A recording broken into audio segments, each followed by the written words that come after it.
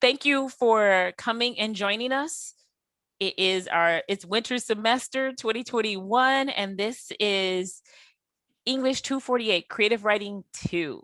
And you are a guest on what's currently being called EN 248, Inside the Writer's Studio, with special guest Azizi Jasper. So in keeping with how I tend to do things, which is to allow guests to introduce themselves, because I figure you know you better than I know you. So it's all yours. Take it away. Perfect. Well, first of all, thank you for having me. It's always an honor, Mrs. Muhammad. Anytime you call, I'm always there because I really appreciate what you do and the sort of writer you are and the sort of artist you are. So it's always easy for me to say yes anytime you ask me to do something artistic. It's my honor to be here with your students today. You guys are lucky to have such a cool teacher. Even if you don't realize it right now, you're gonna look back on this and be like, yeah, she was pretty cool, especially if you have an interest in writing and creative writing. I am a social worker here in Detroit. I'm from Grand Rapids originally. I I forget the person's name in the chat who asked if I was with the Diatribe in 2014. Yes, that was definitely me. We I've done a lot in Grand Rapids as far as poetry and spoken word and that sort of thing is concerned. And I moved to Detroit about 8 years ago, a little bit over 8 years ago, and have been hosting shows here and sort of curating spaces here as well as writing and reading my own book finally for the first time, which I'm excited to talk to you guys about today. But outside of being a host and spoken word artist, I'm also a social worker, and I work in politics in campaign management. So. All right, thank you. And that was Emily H. who asked about you back in 2014 in the Diatribe. And I did post in the chat, everyone, that if you have comments, reflections, or anything you want, please go ahead and fill that up in the chat area. I'm going to look to Azizi to see when you want to field questions. And if that doesn't happen throughout, we definitely will try to save the last 10 minutes of our time together for dialogue with the students. So, perfect. Oh, I did say that. So last week, after our last guest, a few students stayed behind and we had lots of discussion, and it came up about open, like, spoken word. And I told them I don't mess around with that in class because I got to talk about, sonnets and things. But I said, you're going to come up and that's one of your specialties. So I just want to let you know, anything you're their introduction to anything, anything that's going to be spoken word. All right. Got you. Oh, perfect. I guess. So, there you go. Oh, go ahead. No, there you go. Go ahead. What was I? Oh, okay. No, okay, it's your turn. I got you. I was having my my Marco Rubio sip of water. So yeah, I'm really excited to talk to you guys today, specifically about spoken word, because I love the fact that it doesn't really have many rules. Poetry in general is kind of a genre where anything goes and anything can be poetry, but to be good poetry, like, it has to be like on another level. But anything can kind of be poetry, and that's the beauty of it, and that's also its downfall in a lot of instances, because when a true artist is given unlimited freedom to do whatever it is that they want, the ceiling is very high. When I came up in school and I was never really one of those people, and Mrs. Muhammad will attest to this. I was never really a school person. I was never really a structure sort of person. I didn't tend to be very timely. Like whatever the rules were, I was somehow just outside of them a little bit, and it wasn't necessarily intentional on my part. It was very much like a part of my personality, and like that's not to make excuses for any failures, but that's to say that like not everybody thinks the same and not everybody operates the same. Some people, get 5 hours of sleep and they can be up at 6 o'clock in the morning and they go until 9 o'clock at night. Other people get 7 hours of sleep, and if they still have to get up at 6 in the morning, they're going to be dead tired until about noon, right? We all don't operate in the same framework. So when it comes to writing, I feel as though like that's very true as well. Just speech in general. We have very good communicators who have small vocabularies, but they know how to use the words that they have. And you have terrible communicators that have very large vocabularies and they understand a bunch of words, but they don't necessarily know how to put them together. Um, I kind of pride myself being one of those people, and I'm embarrassed to say because I have a lot of foreign friends that just speak multiple languages, 3 and 4 languages. I unfortunately am stuck only speaking English. And I don't know how many people in the class are bilingual versus we have one bilingual person or one multilingual person. No, I just wanted to chime in here that Mhm. I did let my students know in the chat that if they have a question that they can raise their hand, and Okay, then so I'll I monitor that. can you let me know when someone raises their hand because I can't Yep, I see will that do from that. my. So Okay, everyone perfect. use your reactions if you want to engage here. Like even that's his question. Do I have multilingual people in the class? Okay, that's my All right. superpower. Love it.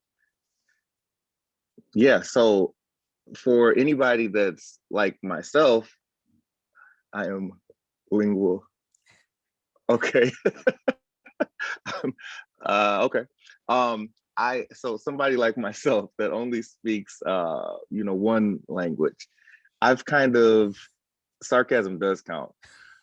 Okay, I'm seeing these now. Good. Okay. I like this. I like this. Okay. Okay. Um so for anybody like me that just speaks one language, outside of sarcasm. If sarcasm is a language, then yes, I'm bilingual and I'm proud to say that. But for those that only speak one audible language, I think that it's important to have a certain level of mastery of it. Um, because it's what we have, right? You have people who spend their entire life uh, not really understanding how to properly communicate with the next person or how to properly convey their thoughts or how to properly express themselves or get what's going on in here, outside or on the page or out of their mouth. And I found that one of the best ways to um, kind of sharpen that sword of mine, at least, is by reading. Reading is I've never, believe it or not, I've never really enjoyed the process of reading because I'm always like feeling as though I could be, doing something else. I should be working out. I could be, writing. I could be, but every time I read, I end up learning a word that I didn't know before, or I end up remembering a word that I forgot that I knew or forgot what the definition was or anything of that aspect. So I think like sharpening anybody that has aspirations to be a good writer, you have to add tools to your toolkit. You have to sharpen your swords. Listening to other poets is one thing, and that can be inspirational as well. But reading takes things to another level, and I tend to not read much poetry um, because I don't really want to sound like anybody else.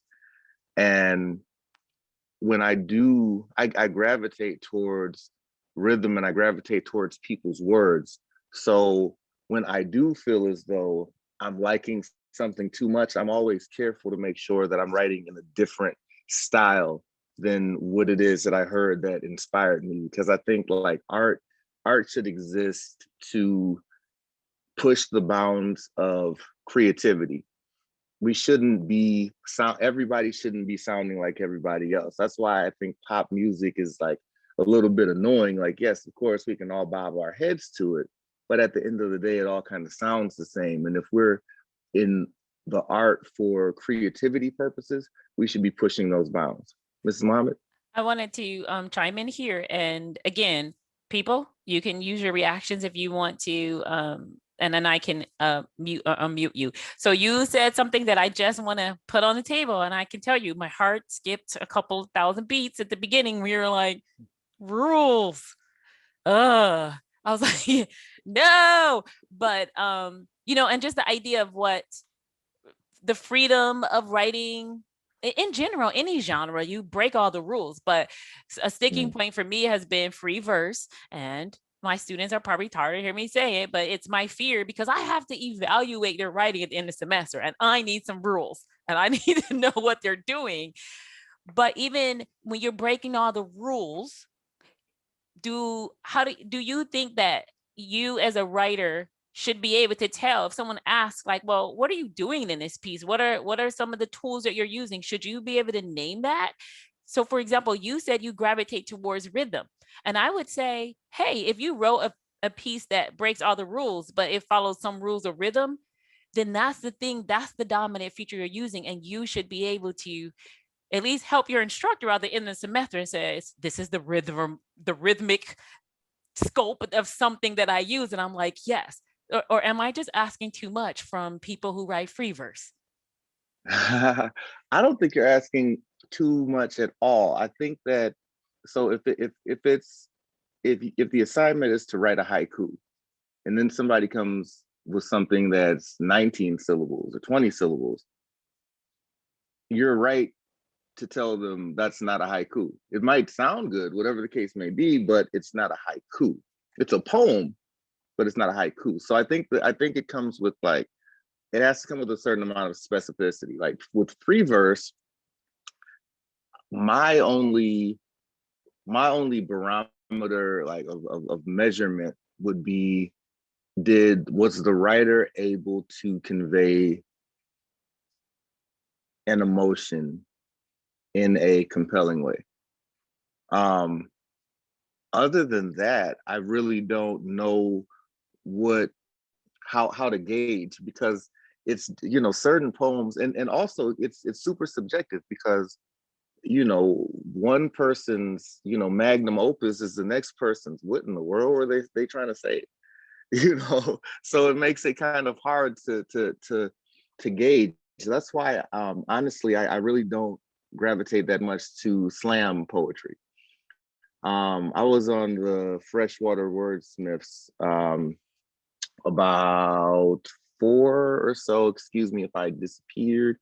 I was on the Freshwater Wordsmiths about 4 or so years ago, which is Detroit's, the team that Detroit sent to the National Poetry Slam. I'm glad And I'm breaking in here because I'm glad you're talking about slam poetry, because that's one of the things that came up last week. So again, people who are interested in cool. that, this will be your opportunity to open your ears and either post in the chat or raise your hand. So you said Yep, and I'm don't seeing you don't gravitate towards that. So I really want to hear what you have to say. So definitely. sorry for the interruption. Sure, and I'm seeing comments in the chat too, but again, I'm on my phone, so I don't know what's happening. So if there's a question and I just keep talking, like just Well, go, Miss Muhammad, just let me know. okay. Well, I'm gonna before we move on to you elaborating on slam, someone posted that there's someone said that they wish that there was a I wish all poetry came with a qualifier like this author recommends reading out loud, or this poetry is a visual medium. And then another person wrote that the difference between hearing a poem and reading one, they have two different means of consumption. So Absolutely.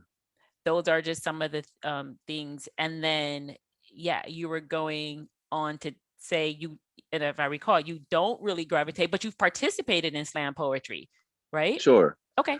Yeah, definitely. I've participated in it, and every time I do, I end up coming back to the same place, which is essentially slam tends to be slam tends to force you to write for other people, right? For the room, for the lowest common denominator, whatever the case may be. I've always been somebody that writes for myself. The second I start writing for somebody else, it takes me to a place that in my writing I don't necessarily want to be. It might be technically sound, but emotionally I'm not necessarily saying the things that I'm trying to say. Uh, so, and there's a formula for slam.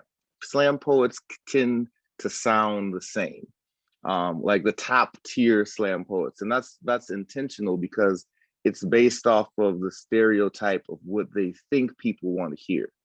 Anytime you're dealing with an official like slam sort of situation, the audience is always picked at random. Um, so that alone, if you have any understanding of whatever demographic you're going to be in, you're going to write to play toward that demographic. And I just think that it takes away from the purity of it, and it takes away from my voice and really what I really want to convey through my writing. Let me ask you, Um, let me ask you this, and Go then ahead. and people in class feel free to chime in. All right, so I just liken that what you just explained to a little bit what you said about pop music. That okay, that's the comparison I got. Like in a way, it is slam poetry from your experience of it could tend to operate like you describe, popular music is we could all jam, but what is it after that, after the beat or the hook? Absolutely. Absolutely. Yeah, it is very much so, and that's not to take anything away from slam poets and artists that participate in that in that genre, because you have some very talented people, and I mean pop music has very talented people. Like the average person can't get up and do what Katy Perry does or what Britney Spears does, even if Katy Perry and Britney Spears can't sing, right? We don't I don't know. That's my opinion, especially about Britney. But what she does, being able to get up, being able to get on stage and convince people and be charismatic and create a sound, even if there are people creating it with her, to create a sound that is somewhat universally agreeable on some level. It takes true talent, but I prefer the type of art and the type of artists that are pushing the bounds of thought, pushing the bounds of the genre, pushing and kind of encouraging people to dig a little bit deeper and think a little bit deeper and think a little bit more about their environment and the people around them and the things around them and the nature around them. For instance, I don't know, like I tend to, the vast majority of my favorite poets are people that come from hip hop, right? People that come from the genre of whether even if it's say a James Brown, right, or a Gil Scott Heron on the very early in the last poets. These are people who you would never find at a poetry slam, but they're very much lyricists and they very much evoke emotion through the words that they use. I said earlier that you have great communicators that don't have a vast vocabulary or use very few words. I think James Brown would be one of the best examples of that. James Brown could make a song with like 3 words. He'd just be screaming at you and it would just make you it would just open you up, right? And that's poetry, right? And granted there was music around that, but there's still a poetry in that when words are evoking emotion, like that's the purest form of poetry. um Go ahead, Ms. Wyman. So what I just heard you say, which resonates with me, is no matter what the construction may be, if poetry can open you up and that you being the recipient, even the person who's writing it, of course, but when we hear it or we read it and it can open us up, then it's done its job. People, I would say any so. comments, chat comments, or are you just all so into the what you're hearing? All right, go ahead. So yeah, so I think a little bit about my journey. Started I started writing probably fourth or fifth grade poetically. I had a teacher. I went to a Catholic school, St. Andrews in Grand Rapids, back when it wasn't just the cathedral, but there was a little school over there next to Catholic Central. So I went there from first through eighth grade, and I had a teacher in either third or fourth, third or fourth grade, Sister Karen. She gave us an assignment to memorize this poem, and I had never memorized anything in my life at the time. And I, as Mrs. Muhammad would attest, was not the best student, whether it was fourth grade or in college or whatever the case may be. I wasn't necessarily the best student. So um, Sister Karen read the poem out loud in class. And I remember like listening to her, and I really liked the poem. I liked the rhythm that it had to it. It just, something about it was like, kind of cool. So I took it home and I read it one time, and I fell asleep. Woke up, came to school the next day, and she said, "Did anybody read the poem?" And I don't remember whether or not I raised my hand, but somehow I got called on. And she said, "Would you like to try to recite the poem?" I said, "Sure." I said, "In winter, I get up at night and dressed by yellow candlelight. In summer, quite the other way, I have to go to bed by day. I have to go to bed and see the birds still hopping on the tree, or hear the grown-up people's feet still buzzing past me in the street. And does it not seem hard to you when all the sky is clear and blue, and I should like so much to play, to have to go to bed by day?" It blew my mind that I had this piece memorized after only having heard it once and only having read it once. And that was kind of a major turning point for me in like the third, fourth grade, because I was empowered knowing that I had the ability to commit something to memory like that. I would say that was probably the beginning of my spoken word. Is that Billie Holiday on your poster? Yes, it is. Lady Sings the Blues. You got a good eye. Um, so that was my M. Night Shyamalan level twist ending. That's what's up. Yes, I can remember things from fourth grade. But it's not. I've forgotten so much that happened yesterday at the same time. It just all depends on whatever it is that sparks us, or whatever triggers our interest. That's what we need to be focused on. I didn't know at this point that that was going to lead to a career as a spoken word artist. I've traveled to all but about like 11 or so states, off of the power of spoken word and just booking shows and just going to these different venues. The beautiful thing about One of the many beautiful things about being a spoken word artist is puts you in a it puts you in a certain community anywhere you go that is going to at least initially embrace you and kind of make sure that you're okay. I've slept on many couches of people that I met for the first time, and I definitely wouldn't recommend that. In retrospect, it was probably really stupid, but there's kind of an underground railroad of folks that when you travel the country and you do the spoken word circuit, there's not a big budget, right? So you have people that are passing a hat. You're not necessarily going to be in auditoriums. 9 times out of 10, you're going to be in a small business. You're going to be in a coffee shop. You're going to be in somebody's little juke joint. and through those sorts of connections, you meet some very interesting people, and you meet people and formulate relationships with a lot of talented people who are really trying to live in their truth and live their purpose.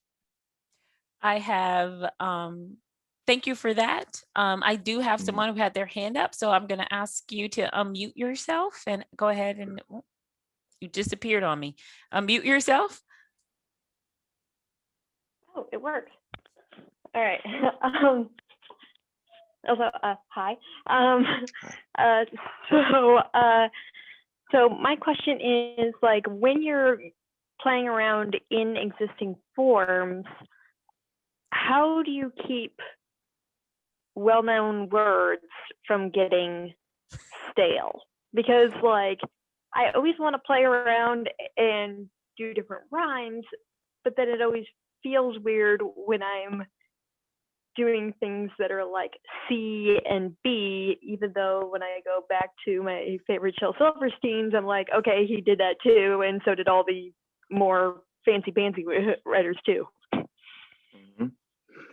I think that there tends to be a synonym for most words that we use that rhymes for the word that we just might not necessarily know.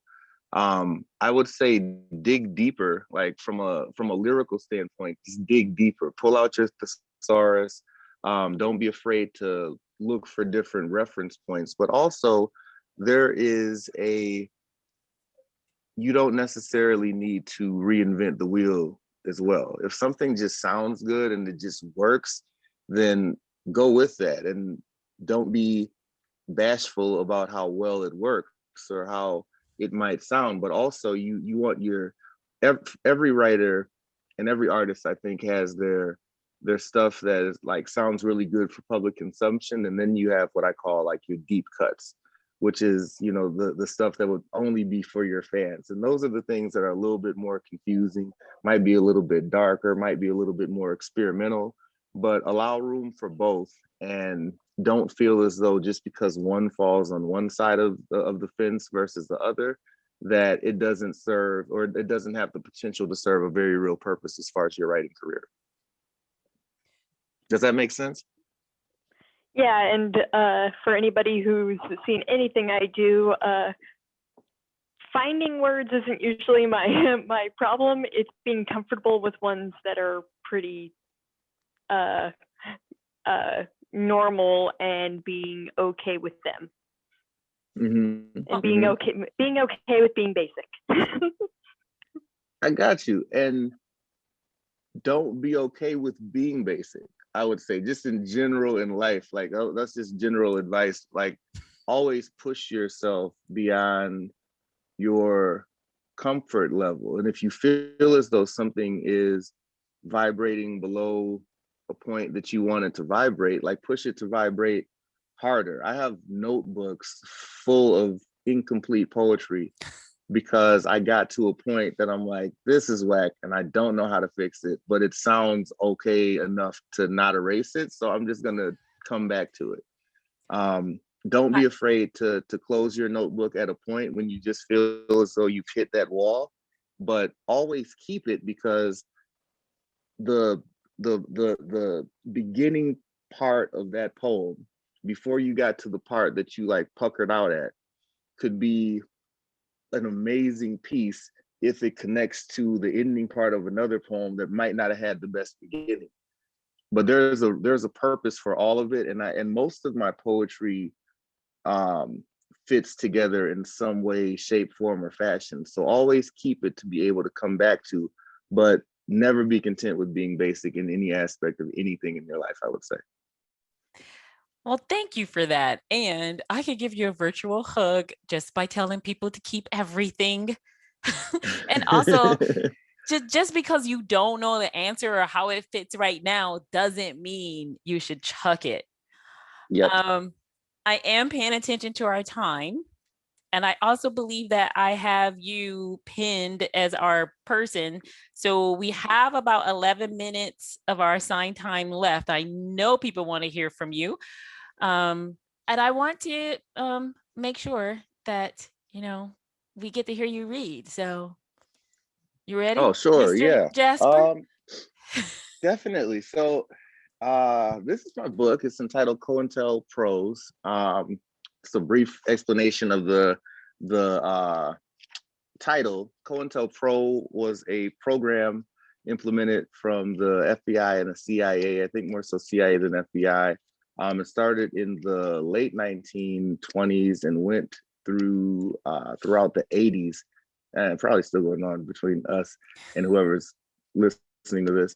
And it was the United States government covert operation to infiltrate a lot of progressive organizations. So whether it's the Communist Party, the Socialists, Dr. King, Malcolm X, it was the program that was used to infiltrate them. So COINTELPROS, of course, is a play on words, and it's kind of shifting the narrative from something that has been utilized to desecrate and decimate a lot of our progressive organizations. And it's a play on words to kind of reappropriate that word into something that is positive and will hopefully infiltrate and spark the mind of the next generation to do something more progressive. So I want to read a couple of pieces for you guys, if so, so that you kind of had a. Are you going to read? You gave us two pieces. Are you going to read either one of those? Yeah. Right. Let's. I just wanted to. I don't know if people had a chance to look at them, but if you want to pull them up, so, and of course, whatever you want to read, because you're the guest. Okay. Cool. Yeah. Okay. Let's go to the first piece: skeletons of elephants. And this piece is different from a lot of my other pieces because it has a very close, it has a close-knit sort of rhythm. So it's almost in the essence of a Edgar Allan Poe, in its like rhyming nature. A lot of my other poetry tends to be like bars, like hip hop without a beat, like a cappella hip hop. But this is more of a poet's sort of poem. So it's called Skeletons of Elephants. And it's essentially about whatever your biggest secret is. The skeleton of the elephant in the closet of your room that's ever present, ever decaying, ever gnawing at your soul. You try to render it irrelevant, yet omnipresent is its hold, the skeleton of the elephant in the closet in your soul. All encompassing and cumbersome will haunt you till your tomb. Postpartum won't cease the depression, your mother will feel it in her womb. She'll forever strive for peace, yet will incessantly be consumed by the skeleton of the elephant in the closet of your room that keeps you awake in the night like the absence of darkness minus the moon. The sun no longer peeks through your blinds in the morning, always midnight, never noon. You try to find bliss inside your space again, sadly to find there's only gloom because there's a skeleton of an elephant in the closet in your room. Solitude will forever follow you, even in the most crowded of rooms. And in the quietest of spaces in your skull, you'll hear the boom. They'll eventually call you crazy because only you will know the truth that there's a skeleton of an elephant in the closet of your room. Okay, thank That's that you. piece. We'll give you a moment. And we have a little, we still have like, I'm good at misreading time, and that way this time it was on our side. We still have like 14 minutes. So people, as you think about that, any chatter or hand raise, do you want to engage with that piece at all before we hear something else? I'm looking for if there are raised hands. Anybody want to chime in about anything besides that was a great piece? I like the repetition. Thank you. No one? Oh, you're good? No one wants to talk? Now, Azizi, you know your hand is going to be all on this video, just so you know, just nothing but knuckles. I didn't even put any lotion on too, so I got to get together. put my hand back. Okay. I was trying to. All right, hold on. Other hand. Okay, so I wanted to give us time to see if we wanted to engage in any chatter Remains of the reactions. GOP elephant. All right, and That's you can funny. also raise your hand and Missed unmute. All opportunity. right, so okay. Well, thank you. A couple of things, because I always got to bring in I am actually thinking about myself a lot, because at the end of the semester, if you turn in free verse, I'm going to need to know what the heck you're doing in it. So the fact that someone mentioned repetition, that is a specific writing tool.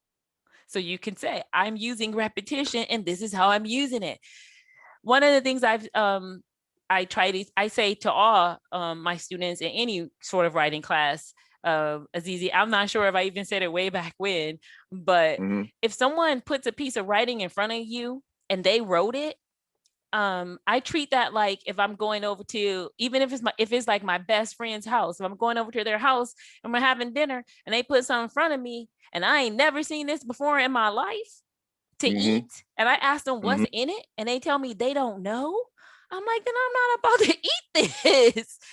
Right. That's how I feel about everyone. That's my official definition of free verse poetry. You need to be able to tell me what is in it, or why should I read it? You need to know what's in it. So if you know it's Edgar Allan Poe-esque in its rhyme scheme and not your usual hip hop a cappella bars, and then you're using repetition to create a whatever, I'm like, okay, we good. Then you have now what you have is a free verse poem that uses repetition in a specific way in the line of this other type of writer. Now you told me something. So I'm off my soapbox, and I'm probably will get back on it when the next person comes and say something else about my fear of evaluating free verse. But would you like to continue? Sure. Another piece? Sure.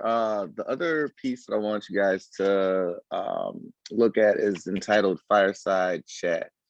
And this was a writing prompt from somebody that I don't even remember what the prompt was, but I just remember that this was a prompt, and it turned out really well. I like it, but it's very, I tend to not want my poetry to sound like my other poetry. So this is like was vastly different from the other piece that you heard, but I think you'll dig it nonetheless. So you can either follow along or just listen. It's all good either way. I have it memorized, so I don't need to read this piece. So she told me to hit her with a fireside chat, another fly rap, to capture the beauty like I've got a butterfly trap. And I'm pinning the movie, my era's gold in the boom bap, spinning an acapella like riding a hi-hat. My metronome is my soul, impeccable with the flow. Move like Malcolm throughout the city, El Hajj around the globe. The writing is on the wall, the ceiling, and on the floor. Hieroglyphics on papyrus, so elegant as a scroll, benevolent truths are told. My soul's blacker than onyx, my skin's close to gold. Science close to the logic of mathematics and prose. My algebraic and phonics make eardrums explode when banging my supersonics. I'm doing it for my people, or die for the cause like Biko. Outsiders looking in couldn't see us through the peephole. Silent weapons for quiet wars. This is a sequel. Pen a poem with my enemies' bars. My lyrics lethal like a heart attack. Leaving these bigots taken apart or back. My people talking march or boycott. Where my martyrs at? These rappers all sounding the same. Where my artists at? I'm trying to put the pieces together like broken artifacts in a museum. Lady from Africa, cars are European, all black, everything else. Fighting for our freedom, for our babies and for ourselves. Got to protect the queen and build some generational wealth in the greatest scheme like pyramids. Of these styles, I got a myriad. You snap when you hearing me snapping, but you're not hearing this. I never waste a bar when I spit. Nothing is frivolous. It's live from original man, bloodline indigenous, calligraphy and lyrical form. Beautiful penmanship.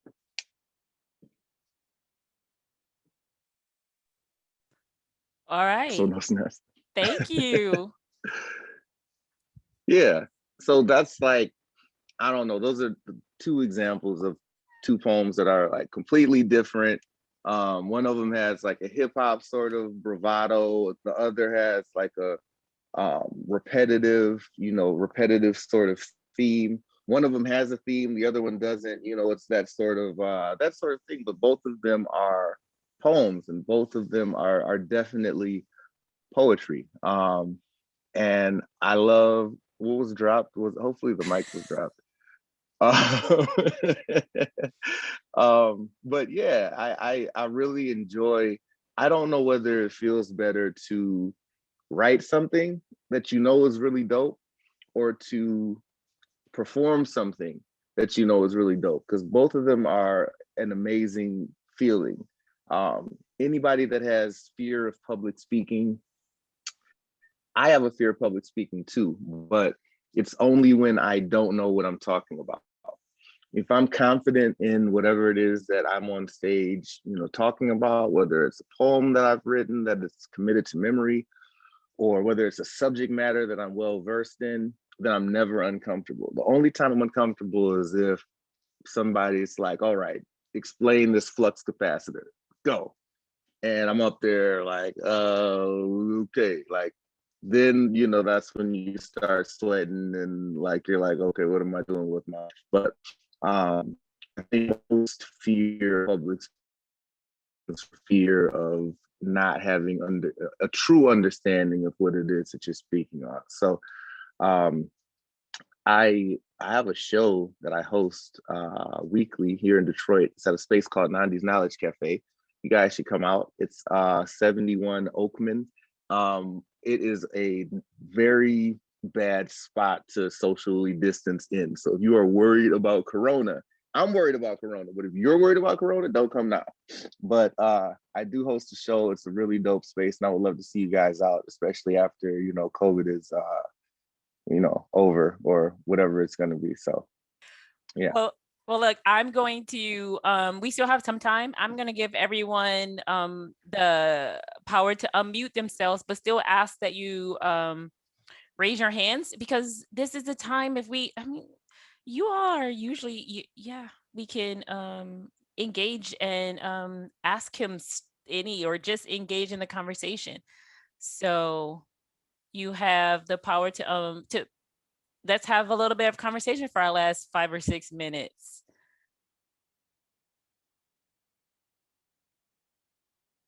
I think I gave you the power. Yep. You should be able to. All right.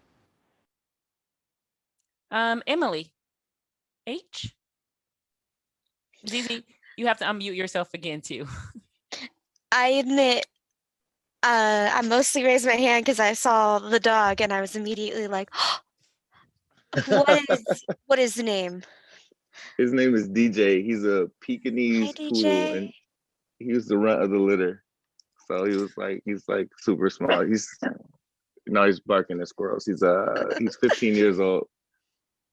He's real cute. Thank you. No problem. Thank you for bringing him up, but more importantly, thank you so much for being here today and taking the time to share that with us. Definitely. Thank you. Thank you for listening. I really appreciate that. Yeah. Nope. Go ahead. Do you have a question? I mean, not really. I mean, if other people have questions, they are welcome to interrupt me. Remember, I'm sorry, I'm interrupting you already. They don't have to be questions. They can be comments. There can be clarification. You can take this opportunity to get some bonus points to see if you know who else is on Azizi's wall behind him besides Miss Holiday. No. Yeah. So, I was the one who maybe sort of recognized you from that one time that you did a thing you probably don't even remember. You came to my high school at some point. I think it was 2014. I'm pretty sure I remember you being there. I don't know if I remember what was read, but it was definitely a really positive experience for me. So it was great to be able to hear you again today. Could you repeat that place name and address again? Sure. For your place in Detroit? Yeah, definitely. It's called Nandi's, Nandis, Knowledge Cafe. And the address is 71 Oakman, Oakman. And that's in Highland Park, Michigan. So if you take that journey out here, just keep going. Just keep going until the GPS says stop. Because if you look around, you're going to be like, where in God's name is he ever coming? But then once you get there, you're going to be like, this is the most amazing place ever. So yeah. Yeah, I can the one thing I can attest to, I wanted to say earlier, stop telling them I can attest to you not being a good student. Like, that's okay. You're a published author and a social worker and a political strategist, so it's okay. You were a good enough student to get to where you are. But yeah, if you take that trip down to Professor Muhammad's birthplace, which is Highland Park, Michigan, keep going when everything can tell you like this cannot be the right spot. That is when you know you're in the right spot. And then when you get into the building, like the amount of love that you're gonna get is just, it's awesome. Oh, and I'm not sure if they still have food, but I had like the best fried chicken wings. I like, what? Whose mama is in the kitchen cooking? So that was my that's after they moved to the new spot. So yeah, no, everybody else, nothing else. You're quiet. We got 2 whole minutes. Adam, you're not gonna say nothing? Really? Ava? I'm just calling names. It's not vaguely murdery. It's just rough around the edges. I do want to ask before. I do. Your students are hilarious. Yes, they are. And I'm not sure what they're typing in that other area they go in the Discord. The Discord is like XXX, no teacher should go in. No. That's when they really let loose. They let loose in the discourse. No, for the record, it's mostly just snarky comments, the equivalent of people going. It's intellectually let loose. They intellectually let loose in the discourse. But no, before we go, I do, like, just for me, because I need repetition. Could you give just another wrap up of between your take of the difference between spoken word and slam? Oh, you froze. Oh, you're back. No, I don't know. Can you hear me? Because you're moving slow. I think the camera's frozen on you a little bit. Well, I guess. Oh, there you go. Oh, nope. Yes, you're back. Am I back? Yes. Okay, Spoken cool. word, you can hear me? Slam. Yes. Spoken word and slam. Spoken word is just poetry that's written to be spoken. It's written to be presented. I would almost say it's like it's where poetry meets theater, right? So when you're on stage, it's not like really storytelling. Even if I have my book, 9 times out of 10, I'm not really reading the poem. I'm presenting the poem. So I'm using certain gestures. And if I say something's up, I might do this. Or if I say it's down, I'm very expressive in the way that I am, speaking. So I would just say spoken word is generally poetry that is meant to be presented to a live audience. Slam poetry is the competitive aspect of spoken word. Slam poetry is meant to appeal to the most amount of people possible. It is written to express a general thought. There's usually a theme of a slam poem. It's not really stream of consciousness. There tends to be some sort of galvanizing theme, or I can't think of the word that I'm looking for right now, but it's structured in a way to appeal to as many people as possible. And slam poems tend to be about 3 minutes long. typically you get docked if you go over whatever the time limit is of the slam. So it's usually 3 minutes, maybe 3 minutes and 30 seconds, something like that. And And sometimes what people else? who are doing spoken word can put you to sleep. Like, are they ever going to stop? No. Are they Oh ever going to yeah. Oh stop? man. Is this one Yes. poem? No. But no, Yep. thank you for that. I just wanted to make sure we had your take on that distinction. And also I would add that even the two pieces that you presented, I'm looking at my other screen here. One, the first one that I could read, like I could read in my head and get it and feel it, and it's wonderful. But the you know, the other one that you have memorized, I'm like, no, I could read that, but hearing it and seeing it Mhm. performed, I get more out of it. Yes. And then, and we might need to think about that too as we're looking at poetry. Some things might have been written and because you should read them out loud. And we don't always know that. The writers don't always give us those clues. So that's our time.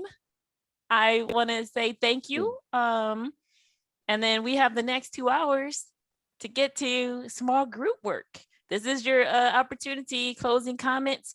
It would be great to for everyone to post if you can in the chat an Azizi takeaway, and then I can collect those later and give them to him. Adri. Oh. Cool. Oh. So yeah, if you could do that. And Azizi, I'm going to get this video to you whenever I get it all nice and neat. Okay, wonderful. Yeah, I appreciate it, guys. Good luck in your, journey, in your journeys as writers and in your collegiate journey, and as you venture into your careers. Being a poet, you don't have to, not everybody needs to be a professional. All you need to do is, just write a poem or whatever. That's all that it takes to be a poet. Not everybody needs to get on stage. Not everybody needs to, travel and try to express themselves to folks. Sometimes just getting that thought out is, all that it takes. And wherever you are in your, writing journey, my advice is to just keep writing. Never stop writing, never stop expressing yourself. Everybody has an opinion that is necessary and is worthy of being expressed, is worthy of being heard. Put your opinions and put your thoughts and put your hopes and your aspirations and your frustrations and all of that, put that in your notepad, because at the very least, it's super therapeutic. It's super therapeutic. So if you guys come to Detroit, reach out to me. I will definitely connect you with some spoken word spots, even if it's not mine on a Wednesday. Every night here, there is some sort of poetry that is happening someplace.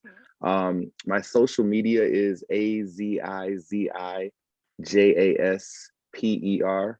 On Instagram, it's AZIZIHASANI. You are literally destroying my dyslexic brain right now. So how about you send them to me and I'll post them for the students. I'll post them on our site. Emily H got it right. All right, okay. Cool. If you got that, you can put it in there. And you could have posted it in the chat too, Mr. Just. I thought your Nandi's is Wednesdays, not Thursdays. Don't you have something tonight that you need to get to? Open mic? Thursday, no? yeah, that's not Okay, Nandi's. yeah. Yeah, no, Nandi's is Okay. Thursday. Yeah, I'm all right. So getting yeah, ready to head after he there leaves in a us, few. after you leave us, you're going to host, right? I am, Nice. yes.